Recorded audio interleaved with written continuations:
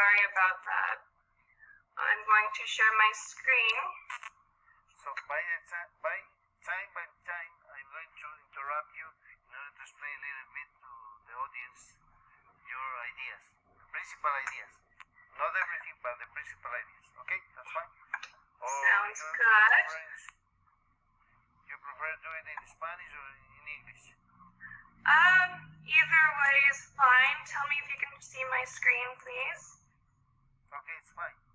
We are looking at yours. You can see it? Yeah. Okay, fantastic. So good morning, everyone. My name is Jessica Stewart. I'm CEO of Blockchain Consulting Group and Managing Director of Atlas Innovations International. We are all about blockchain, crypto, and AI. And today I'm going to share a little bit about blockchain and its role in the fourth industrial revolution, which I call the tech revolution. Entonces vamos a ver todo lo que es blockchain en la revolución industrial y en la cuarta revolución industrial. Okay, so here we have a little bit of an introduction to blockchain. I'm going to start by showcasing a little bit how the 2020 market is currently $3 billion US, and in 5 years it's going to grow exponentially to 39.7 billion. So what is blockchain? Blockchain is a decentralized technology that's used to keep a decentralized ledger where transactions are recorded and maintained simultaneously across the network. Okay, each transaction is recorded on a block and attached to the chain by a smart contract mechanism. We'll get into that in a second. And once it's added to the chain, the block cannot be modified or duplicated, and it creates a near unhackable record. So we have security, distribution, decentralization, privacy, transparency, and integrity, and trust. These are the foundations of blockchain. Just one, please, could you present your PPT? Because it's only the first slide. Pardon me? Would you present the PowerPoint presentation because it's only the first slide? Yeah, that's perfect. Can you see it? Yeah, over there, yeah, in presenting. No? We can see, but it's better if you present or change the slides. Okay, fine. You saw the first, I'm confused. Did you see the first slide? No, we're Okay. looking at the third one. Second. La tercera, vamos. Dígame.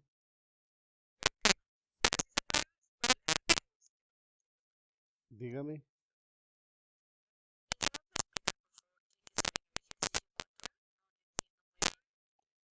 El ejercicio 4, lo que usted tiene que es revisar, dice, verá.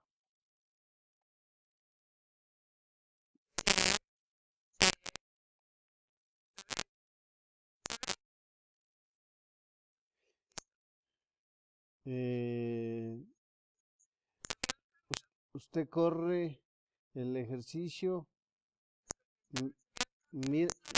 mira lo que está presentando y hace un comentario.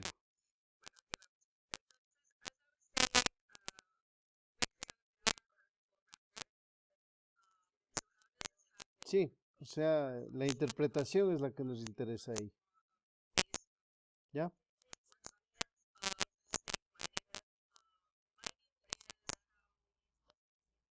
Mira de nuevo el primer gráfico en facetas. Sí, porque se presenta como en cuadritos. Ajá. Entonces, ¿qué es lo que ese gráfico representaría para usted o para la persona que lo obtenga? ¿Qué me da? ¿Qué es lo que me está dando de información? Claro.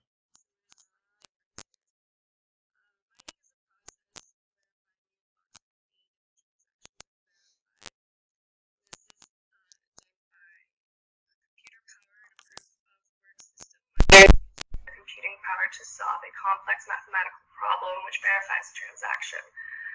There are incentivized to do this via a reward system where they can earn shares or fees or generate new tokens. So this is when you hear about people talking about Bitcoin and how they have mining and they're mining Bitcoin, they get rewarded, they're finding Bitcoin. This is how Bitcoin was created. It was the first cryptocurrency to be mined and stored on the blockchain. So here we have a little graph of proof of work versus proof of stake. Mining capacity depends on the computational power. Miners receive blocks rewards to resolve the cryptographic puzzles. And hackers would need to have a computer powerful enough, so it would have to be essentially a supercomputer that would be more powerful than 51% of the rest of the computers on the network. To be able to add a malicious block leading to a 51% attack. This is the only way it can be hacked, is if they have that majority share. Similar with the proof of stake, which is a protocol used for other cryptocurrencies like Ethereum. So they have a validating capacity that depends on the stake of the in the network. The validators do not receive a block reward. Instead, they collect transaction fees.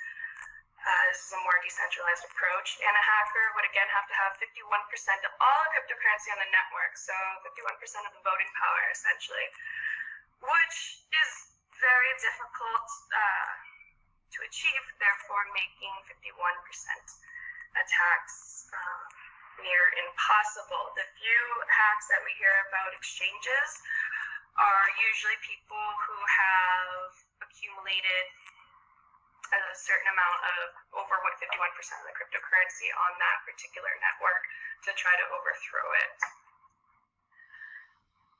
Esteban, can you see my next slide? We're moving on to smart contracts. Sí. Okay, good. Just making sure. Nada más para explicarles el proceso de minería, que básicamente consiste en un proceso en el cual